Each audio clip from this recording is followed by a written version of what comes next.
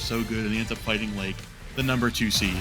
It's just like at the Arcadian, I feel like it's definitely going to be a time to show off his talents. Against Ender, who I haven't seen much of, honestly. I saw him back at like Fireside 2021, and like haven't really seen much of him since. I mean, I'm glad to see him playing here, and I'm glad to see how this Game #1 goes on PS2. Yeah, and we talk PS2, the classic starter, pretty much everywhere at this point in the world.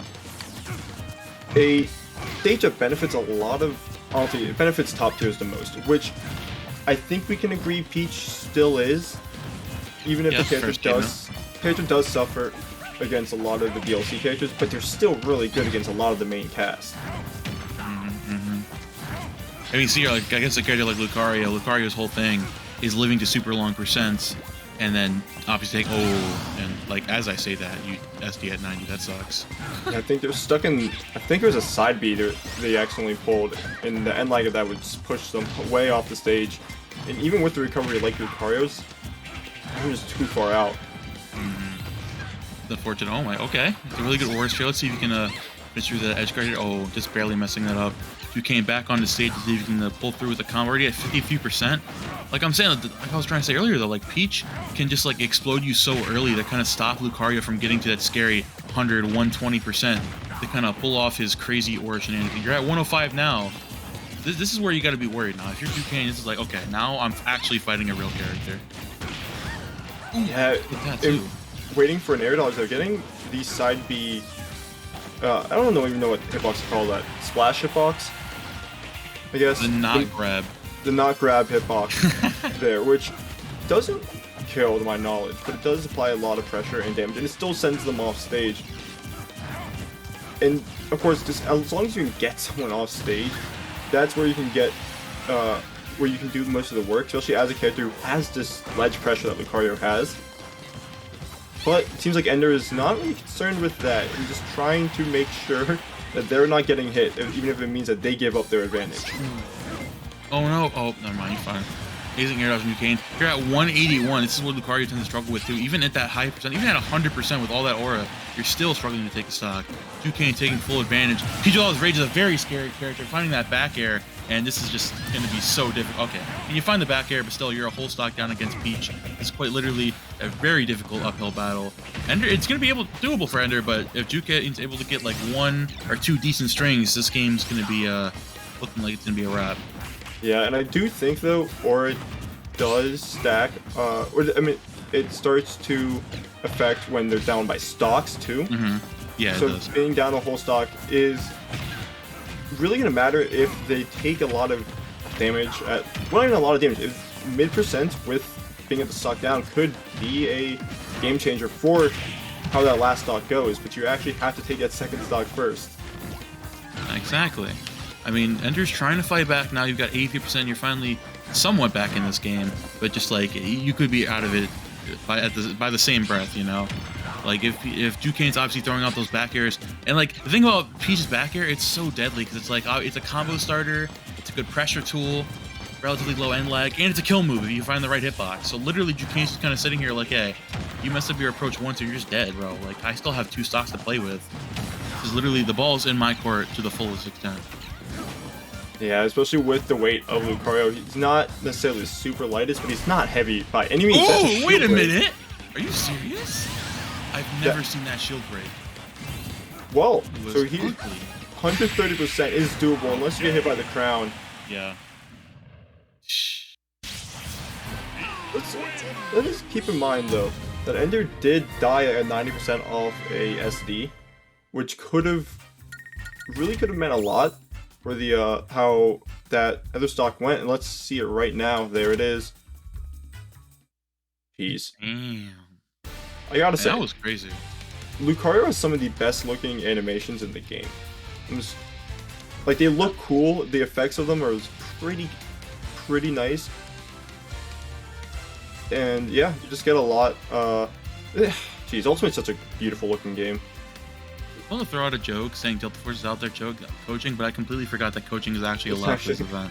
And I mean, I'm not nothing against that. I think it's really cool. I think I think the fact you have PR players can actually do something during the Arcadian and it being a way of coaching the other players. such a big, useful thing. And there's a reason why they're on the PR, because they have some knowledge at least. I hope so. So, I yeah, mean, Ender going into this game, it's really just like tightening down and trying to play to Peach's weaknesses. You have a projectile and you're fighting Peach. That's really like the best thing you can be banking on right now. Obviously, Lucario zoning isn't really optimal, I guess, in most situations, but against Peach, you don't want to box with her. Like, obviously, you have your somewhat a little cute Lucario combos, but like if you mess up your execution, if you get parried, you're gonna be holding a lot of damage, and you might just die early percent, and Lucario cannot really risk that at all.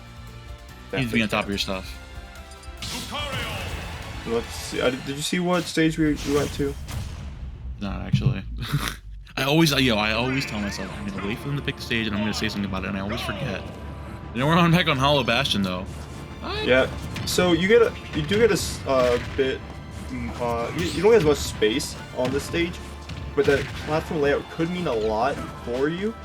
However, trying to get past Peach with a single platform layout is really hard. Ooh! And you're dead, and you don't have any data or to play with now. That's what I was talking about, giving yourself more space and zoning out a little bit. You give Peach that much less room to get in, and then she just absolutely goes to town on you. Your stock just obliterates, even without that SD. Ender is in a pretty bad spot. Now you're at low percent against Lucario. You need to find like those weird Lucario combos, things that like you can get the percentage up, and you're not really gonna be finding stock right now. It's just you're worried about damage. You're about getting your own damage up, and then getting yourself back in this game. Yeah, you want to find yourself in a mid-range where you can actually still get stocks, but not have to worry about losing your stock at that moment.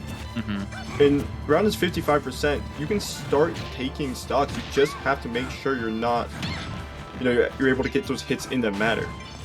Exactly. Ender's been looking for that side B a lot, and it's a very strong move, but it's just so hard to find it on Peach, where it's like, by the time you get close enough to throw that out on Peach, it's already had a back air in your face, or back air or a fair or something like that. Like, I like the pressure here, but just Jukain just has everything to deal with this right now. Like, oh, there you go. You finally find that side B.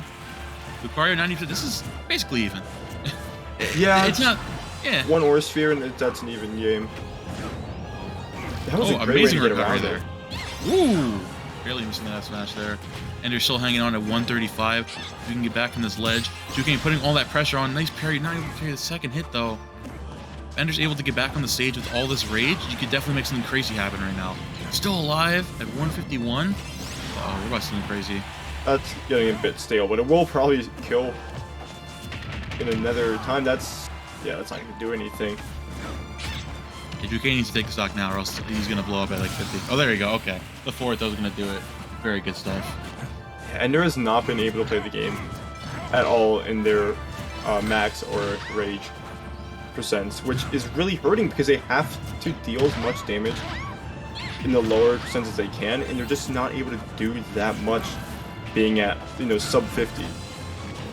Like, Jukain's playing this very optimally, right? It's like, obviously you're letting Lucario have their free reign. You're playing a bit more reckless once Lucario's at lower percent. Once that percent goes up, Jukain's like all the turtle mode activated, like, sit in shield, wait for them to whiff a move, then I go in and back air, or just straight up forward air you. That's how you need to play against this character. Oh.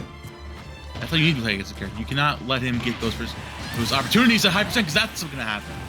Sheesh. Back air. There's so much pressure in those float cancels, especially with the move like Peach and Air, and you're fine. I'm pretty sure Lucario up B starts scaling with Rage as well. Could be wrong, and if I'm wrong, that just means that up B just goes so far. No, I'm pretty sure you're about that. I just thought he was dead off the bottom. Yeah, I thought he was just gonna fall too fast to make it back. See? All right, landing there. Ooh, that was such a good jab. You were dead. You were dead if you got hit by that one. Okay, definitely jumped out of the corner. Not jump out of the corner against Peach. That's exactly what's gonna happen. Jukain running into that 2 over Ender. But a close set, all things given. Yeah. There was definitely moments in both games where Ender could have just quickly taken those games.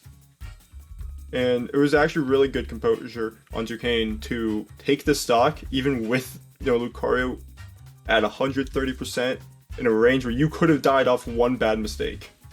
Oh no, definitely. If you're fighting Lucario, it's definitely a litmus test, right? If you mess up one time when they're at such a high percent, you're gone. You get trolled, quite literally. And Jukain still sat at the ledge. He's like, okay, I know what I'm going to do. I'm Peach. If you jump, I win. And he did. And he found the forwarder. Very good stuff from Jukain. He was able to hang in there. And he found the stock both times. Very good stuff to him. You get some replays right now. There was so much damage. 111% in 20 seconds is a lot. Disgusting. That was just a really good way to open up that game. And especially because, once again, you didn't let him play with that aura. No rage. Had to start on a fresh stock while you were still at 0. That is a really good lead against Lucario.